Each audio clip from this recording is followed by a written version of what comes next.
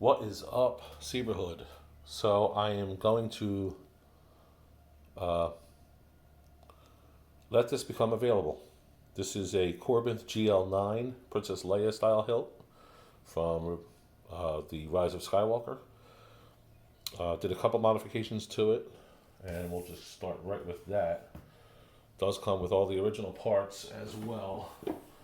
So when I first purchased the saber, I knew that I had pre-ordered from Corbin the GL9, knowing that it had a few things that I wanted to change on it, and that I was going to make a little bit different. So, like for example, the inserts that used to be here, these metal ones, we found out later after the pre-order that when the original prop picture started coming out, that they were actually mother of pearl. So I didn't have access to laser cut mother of pearl, so what I did is I took some pearloid material with 3M backing, very thin but durable, and I just traced the metal ones and cut out and put in some pearl inlays in here. So they came out pretty nice. I mean, they're not perfect though. So I am going to provide the extra sheet. The rest, you can get at least another 12 out of these if you wanted to try and cut them. Actually, if you know someone with maybe a decal cutter, laser cutter, maybe cuts vinyl decals, it should be able to cut this, and you can get nice, clean, precise cuts. But having said that, I still think it looks really good.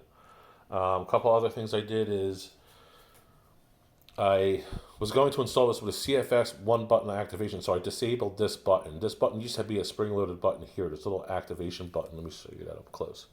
There's a little auxiliary button here, but that is now not moving. And it won't move because it's been disabled. This is your main button. All boards can be run now with one single button, from the Profi, the CFX, the Golden Harvest, the Verso. All the best boards can be run off of one switch. So this is a plunger spring-loaded switch. See how you press it and it just springs back, which you can adjust the height of. Now I have it kind of how do I have it actually? Yeah, I have it kind of flush. So this originally came with like a little piece of white, like a plastic overlay. I wasn't crazy about the look of it, so I discarded it. I actually like the aluminum. It looks actually more the way the aluminum was milled and swirled. It actually has like a little color change effect to it when you move it, and it actually looks almost better than it looks more like the pearl than the fake pearl that was on there. So I just discarded it. Take the switch back out one more time. I just want to show you. The reason why I took it out was to show you that you can set the depth of the switch. I think I said bleed, but anyway, I meant switch. By pressing the button in, and you can just adjust, tighten or loosen this, and you can adjust the depth of the switch. So if you tighten it, obviously it's going to be more recessed or flush. Tighten it all the way, it'll definitely be recessed. See? Which I like, because that means if you do install it, you really have to go in there to try, and that way if you're swinging it, you're not going to accidentally press that button. You know what I mean? But if you want it flush or whatever, or sticking out further, just loosen it up. And you can do that. So me personally, I'm going to leave it a little tighter for now, because I was using it as a shelf queen. I really just wanted it to look as close to the original prop as possible. Now, of course, there are some things that aren't, perfect about it. The cuts I made here aren't perfect, so that's why I'm providing the extra material. So if you can get them cut better, you can go ahead and do that. Or I also am going to give the original metal ones with it. The finish is beautiful. I think it's the perfect color. I really do. When you look at the prop, it's like if you look at the original prop, it's like a deep copper. It's not really like a worn copper almost, which this color absolutely encapsulates. I think it looks very good. It's a beautiful hilt either way. Every saber has its own little inaccuracies to a movie prop, but having said that, it's still a beautiful, beautiful, beautiful hilt.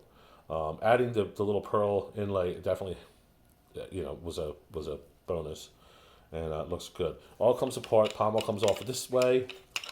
This part comes off this way. Chassis gets installed if you're going to install it. I was planning to install it and then I changed my mind. I have way more ambitious things I want to get to, and I also have to pay some bills, so I'm going to let it go. Does have the blade plug, the original blade plug that comes with it. Where's the box? Here it is. Original box comes with. I'll have the original spires, the inlays. The original inlays, all 6 of them are in the box. You can see them right there. They're in there. The Allen wrench for the blade retention screw, or the blade plug retention, is right there. I'm going to throw in the extra perloid material if you wanted to try and recut these. If you know someone with a laser cutter, I mean, a laser cutter would absolutely just be awesome. You could even do a round inlay for the top of the switch too. That would be excellent. But so there are a few little finish flaws, little nicks, right out of the factory. There's one. I can't. It's hard because sometimes it's a smudge that looks like a nick, and then because it's so shiny. But there is one. There it is, right there. You can see there's a little flaw right there, and that's in the plating. So it's got a nice weight to it, but it's not. I thought it was like brass with aluminum, but it feels like part aluminum and then some parts are brass. This pommel cap feels heavy, so it feels like it must be brass. But then some parts feel like they may be aluminum. I think these parts here are just chromed aluminum. But then again, I'm not sure. Either way, it feels great. It's just a beautiful saber all around. A few finish flaws in here, so it's not perfect. And I did some modifications, and like I said, there's no aux switch. This switches everything. But if you know anything about installs, you don't need the aux switch anymore these days anyway. So, but it's a beautiful saber. I'm gonna actually put it in the box right now, and this is how you're gonna receive it. We're gonna fold the D-ring right there. Put the saber in its spot. It fits nice and snug in the box, which is great for shipping. These won't fall out because once the box lid is on, this is going to be covered up. I'm going to put this in here like this, and we're going to put the lid on, and this will be wrapped up and shipped out priority mail, and you'll get it as soon as possible. So yeah, I hate letting it go. I just had it on display with my Luke saber. I loved having the Luke and Leia saber, but like I said, I've got some other stuff. I got stuff on my workbench I want to work on. I've got other things other than lightsabers I want to work on. So I want to get those kind of things done. I love this hobby, and I love saber. It's a beautiful saber. There are some finish flaws. Don't forget, I mentioned there are some finish flaws on it that came from the factory. And like I said, you can always reach out to me if you have any questions about like people who can install for you, or if you need to find chassis parts or something like that, or if you're just going to display it, which I was doing. I was just going to display it after I decided I wasn't going to install it, but we're letting it go now. So thanks for watching, and I hope all your questions were answered. Hope you like it.